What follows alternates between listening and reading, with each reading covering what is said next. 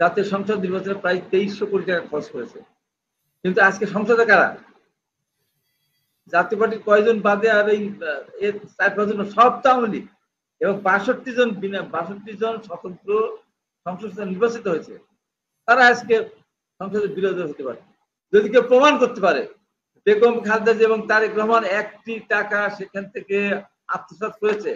আমি ওপেন বলে দেবো, আমি আগে বলেছিলাম আমার জীবনের বিনিময়ে হলে ম্যাডাম জিয়াকে আমি আপনারা বিদেশে পাঠান, বলেছি। আজকে বলতে চাই ওপেন, আমি বলছি আমার শিরচ্ছেদ করে দিবেন, আমার পরিবার বাধা দিবে না যদি একটু প্রমাণ করতে পারেন।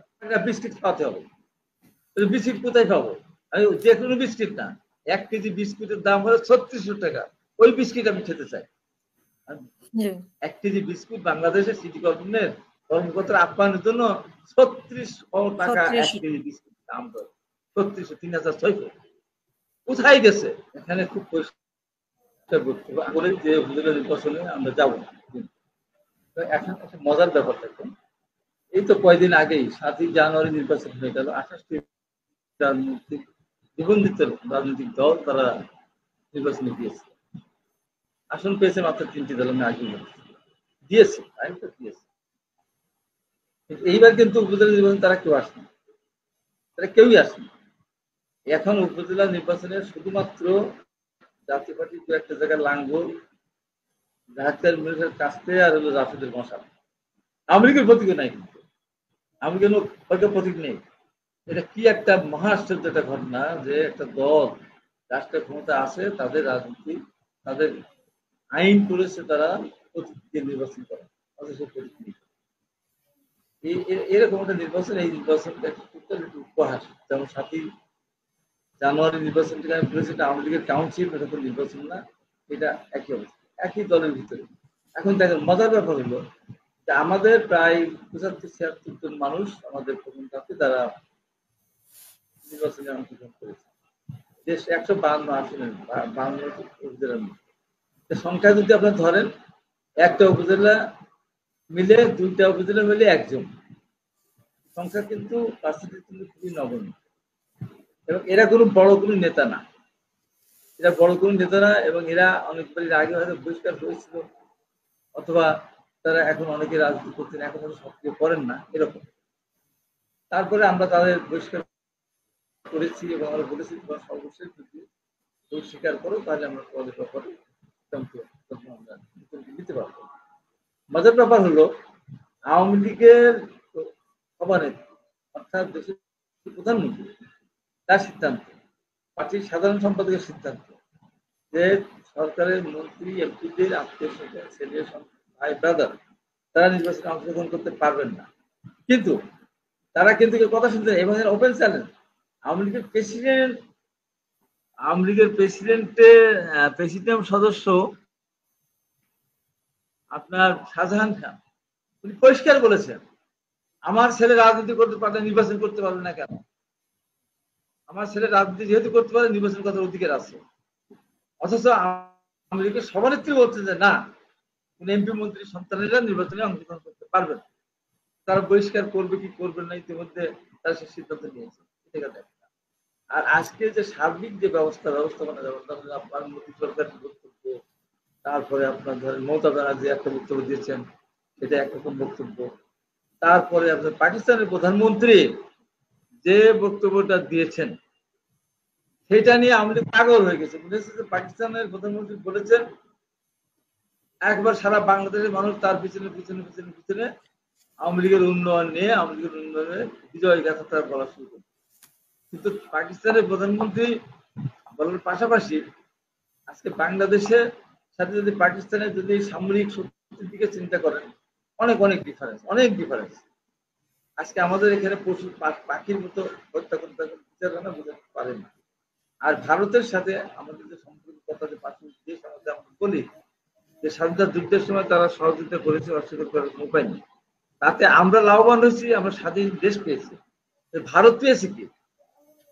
ভারত পেয়েছে অনেক কিছু। তার এই বর্ডার পাহারা দেওয়ার জন্য হাজার হাজার কোটি টাকা তার ব্যয় হতো। তারপর ভারতের পণ্য, ভারতের এই থেকে এই 7 সিস্টার থেকে পশ্চিম পৌঁছাতে কলকাতা বা এদিকে যেতে তার কয়েকশো মাইল ঘুরে যেতে হতো। আজকে বাংলাদেশের ভিতরে তারা সরাসরি সুবিধা আছে এবং সেখানে আপনার তার বিনিময়ে যে ট্যাক্স বলেন বা টোল বলেন তার ইয়ে মাত্রা কিন্তু খুবই কম। এইরকম সব জগাখিচুড়ি অবস্থার ভিতর দিয়ে আজকে দেশটাকে আওয়ামী লীগ নিয়ে গেছে। আমি আগের পার্টি বলেছি যে একটা দলের গঠনতন্ত্র আছে, তারা নির্বাচনে অংশগ্রহণ দিবে, একজনকে আরেকজন ব্যবস্থা নেবে, তা না করে তারাই আবার সেখানে নির্বাচন। এই যে কোটি কোটি টাকা খরচ, ধরেন আপনার জাতীয় সংসদ নির্বাচনে প্রায় 2300 কোটি টাকা খরচ করেছে, কিন্তু আজকে সংসদে কারা? জাতীয় পার্টির কয়জন বাদে আর এই 4-5 জন সব তো আওয়ামী লীগ এবং 62 জন স্বতন্ত্র সংসদ নির্বাচিত হয়েছে। তারা আজকে সংসদের বিরোধী হতে পারে, তারা বলেছে না আমরা আওয়ামী লীগের সাথে থাকি। জাতীয় পার্টি মাত্র 11টা আসন আওয়ামী লীগ দিয়েছে, তাই নিয়ে আজকে জাতীয় পার্টি তো বলছে যে তারা চাপে গেছে। জিএম কাদের যে কথা বলা শুরু করেছে যে উনি না থাকলেও, উনি না গেলেও জাতীয় পার্টি যাবে। ওবায়দুল কাদের জানতে চেয়েছেন যে কিভাবে জোর করে এনেছে, তো জাতীয় পার্টিকে জোর করে এনেছে, এটাও জাতীয় পার্টি বলছে। তো জাতীয় পার্টিকে জোর করে আনলেই যাবে কেন? না যাবে কেন, তার আগে গেলে যাক, রসন যদি যেত, রসন যেত তাহলে মানুষ গ্রহণ করে নিত। তাহলে এর আগের বারে 14 সাল নির্বাচনে এরশাদ সাহেব যেতে চান না, রসনের সাথে জোর করে নিয়ে গেছে। এবং এই নির্বাচনের আগে জিএম কাদের প্রতিনিয়ত টক শোতে বিভিন্ন থেকে বলতেন, বিবৃতি সাংবাদিক সম্মেলনে, এই নির্বাচনে যাব না, এই সরকার নির্বাচন যাওয়া যাবে না, এই সরকার অগণতান্ত্রিক, এই সরকার দেশকে ধ্বংস করে ফেলেছে, দেশের অর্থকে ধ্বংস করে ফেলেছে, যাওয়া যাবে না। লাস্ট দিন পর্যন্ত তারা বলেছে। হঠাৎ করে তারপর দেখা গেছে রসনের সাথে হয়ে গেল।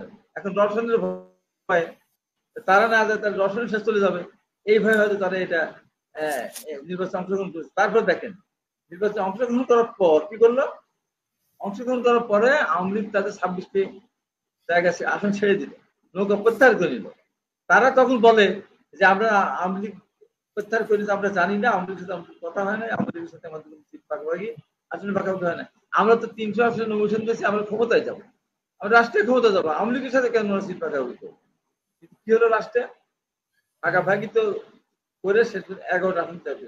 11টা আসন নিয়ে আমরা এটাকে গ্রুপ করে দিতে পারতো স্বতন্ত্র আলাদাদেরকে, আর এটা তাদের বিরোধী হতো। কিন্তু শর্ত ছিল জিএম কাদেরের সাথে আওয়ামী লীগের এইভাবে শর্ত ছিল যে আমি যে কটি আসনই পাই না কেন, সেই কটি আসনের বিনিময়ে আমাকে বিরোধী দলের নেতা হতে দেওয়ার সুযোগ দিতে হবে।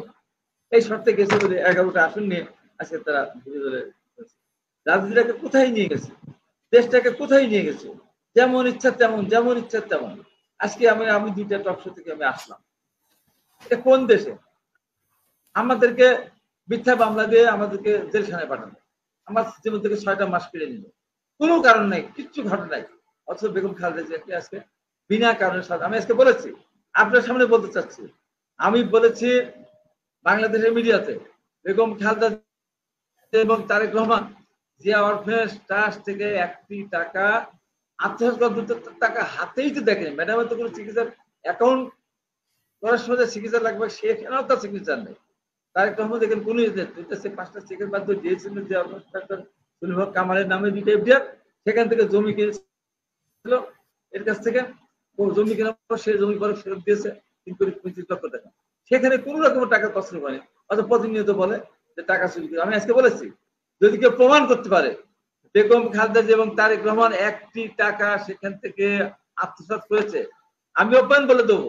আমি আগে বলেছিলাম আমার জীবনের বিনিময় হলে ম্যাডাম জিয়াকে আমি আপনারা বিদেশে পাঠান, বলেছি। আজকে বলতে চাই ওপেন, আমি বলছি আমার শিরচ্ছেদ করে দিবেন, আমার পরিবার বাধা দিবে না যদি একটু প্রমাণ করতে পারেন।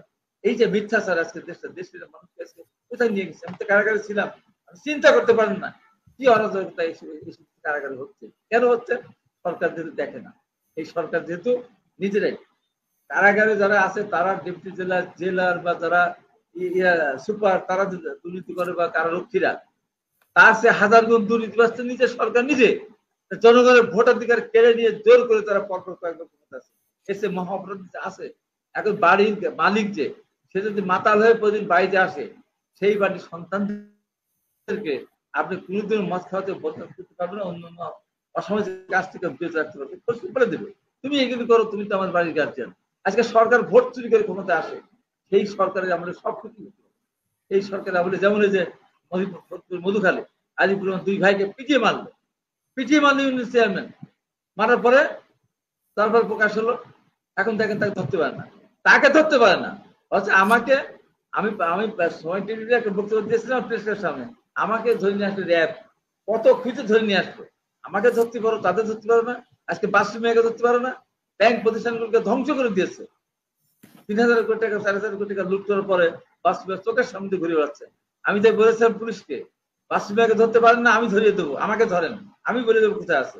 প্রাইম মিনিস্টারকে ধরেন, প্রাইম মিনিস্টার বলেন আমরা বাসু মেয়েকে আমার হাত তুলে দেন।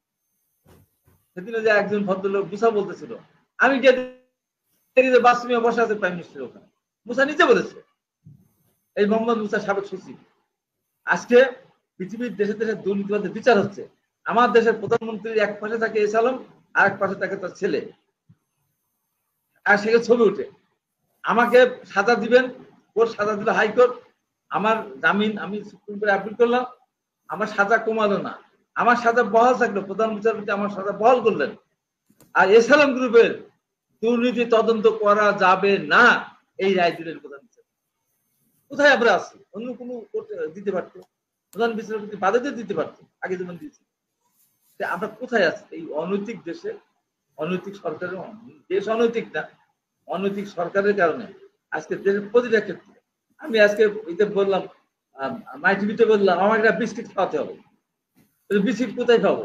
আমি যে কোনো বিস্কিট না, 1 কেজি বিস্কুটের দাম হলো 3600 টাকা, ওই বিস্কিট আমি খেতে চাই।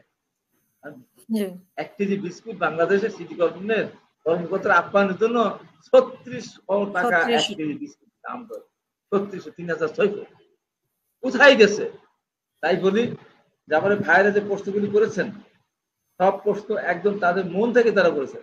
আজকে দেখেন, আমি অনেকবার বলেছি বিদেশে যারা থাকে তাদের কত কষ্ট করে তারা রেমিটেন্স টাকা পাঠায়। বিদেশে যাওয়ার সময় কি সরকার লোন দেয় যে আমরা লোন দিচ্ছি, তুমি যাও, পরে ওখান থেকে টাকা অল্প পার্সেন্ট ইন্টারেস্ট বা বাংলাদেশের যে ইন্টারেস্ট আছে সেটা মতো তুলে দেয়? তারা বাড়ি ঘর বিক্রি করে মামা খালু চাচা বাড়ি থেকে টাকা নিয়ে 5% 7% ইন্টারেস্টে টাকা নিয়ে মাসে, বছরের না, নিয়ে তারা বিদেশে যায়। তাদের কি করি আমরা কি করেছি? এই যে কোভিড গেল, বলতে পারবে আমার এই বিদেশি দেশের ভাইরা যাদের কারণে আজকে এই সরকারের লুটপাট, এই 3600 টাকার বৃষ্টি খাচ্ছে, কাদের কারণে? আজকে আমার এই ভাইদের কারণে। আজকে গার্মেন্টস বা অন্যান্য এক্সপোর্ট যেগুলি করি, তার সে ইম্পোর্ট আমরা কম করি না, এক্সেসরিজ আদার্স সুতা তুলা ইম্পোর্ট করে সেখানে কাপড় বানায় আমাদের দর্জির মজুরিটুকু যেটুকু ছোটখাটো দর্জি আমাদের আছে, সেই মজুরিটুকু সংযোজন হয়, আর সব তো ওইদিকে চলে যায়। একমাত্র যারা বিদেশ থাকে তারা আমাদের খায়ও না, চাল ডালও খায় না, তারা লবণ পানি ব্যবহার করে না, তেল ব্যবহার করে না, তারা যা পাঠায় সলিড টাকা তারা পাঠায়। আজকে সেই ভাইদের দিকে আমাদের কিন্তু লক্ষ্য নাই। আমি আমার এলাকায় দেখেছি অনেকে বিদেশ থেকেছে, একটা পর্যায়ে গিয়ে বিভিন্ন কারণে ব্যবসা বাণিজ্য মাঠটা রাস্তার ফকির হয়ে গেছে, তারা একটা ব্যাংক থেকে লোনও পায় না, যে বলতে পারে আমি 100 টাকা পাঠিয়েছি, এই হলো অবস্থা। আপনার এই আলোচনাটা যে বিষয় নিয়ে আলোচনা, আজকে উপজেলা নির্বাচন, এটা কোনো নির্বাচন বলে না, এক দলের ভিতর নির্বাচন, এটা চিন্তা করা যায়। এক দলের ভিতর নির্বাচন, সেখানে আজকে আবার শত টাকা খরচ করার জন্য আজকে প্রশাসন উদ্যোগ নিয়েছে। এই ব্যর্থ নির্বাচন কমিশনের কোনো ক্ষমতা নেই, কিছুই ক্ষমতা নেই। অতএব এই যে আবার নতুন টাকা খরচ, আজকে তাই বলবো প্রবাসী ভাইরা যারা আছেন, কি বলবো, এটা রাষ্ট্রদ্রোহ হয়ে যাবে, হবে না, সরকারের বিরুদ্ধে যাবে, তাও বলবো আপনারা প্রবাসী যারা আছেন পরিষ্কার বলেন, এই ভোট বন্ধ করেন, একটা ভোট বন্ধ করেন, সালাসালি ভাই ভাই নির্বাচন বন্ধ করেন, করে নতুন করে দেশে একটা, যেহেতু 7 জানুয়ারি নির্বাচনটা সঠিকভাবে হয় না, আমাদের বিএনপির অবৈধ বন্ধ করে রেখেছিল, এই কথাটা কেউ বল না। অনেক বুদ্ধিজীবী আছে টকশোতে এসে বিএনপি যদি নির্বাচনে যেত, বিএনপি যায় না কি, আরে যাওয়ারই তো সুযোগ নাই। এই বাংলাদেশে আপনাকে বলি, আমাকে প্রথম সাজা দিয়েছে, আমাকে নির্বাচনে অযোগ্য করার জন্য প্রথম সাজা দিয়েছে আমাকে। নির্বাচন হলেও তো আমি নির্বাচনে যেতে পারতাম না, কিন্তু তারপরে আমাদের অফিস বন্ধ করে দিল, মর্সিদকে অ্যারেস্ট করলো, আব্বাসকে অ্যারেস্ট করলো, অ্যারেস্ট করলো, হাজার হাজার নেতাকর্মী অ্যারেস্ট করে বলে যে বিএনপি নির্বাচনে আসে নাই, আমরা কি করবো? আরে আমার তো পরিবেশ দেখেন, আমার ফর্ম বেচা লাগবে না? আর ফর্ম বেচতে হবে, ফর্ম কিনবে, যাচাই বাছাই হবে, সাক্ষাৎকার হবে, তারপরে তো ভোট। আমরা অফিস বন্ধ করে রাখবো। নির্বাচন মানে এই কারণে এই উদ্দেশ্যেই সবাইকে 28 অক্টোবরের পরে সবাইকে গ্রেফতার করছে যাতে করে কেউ নির্বাচনে অংশগ্রহণ করতে না পারে।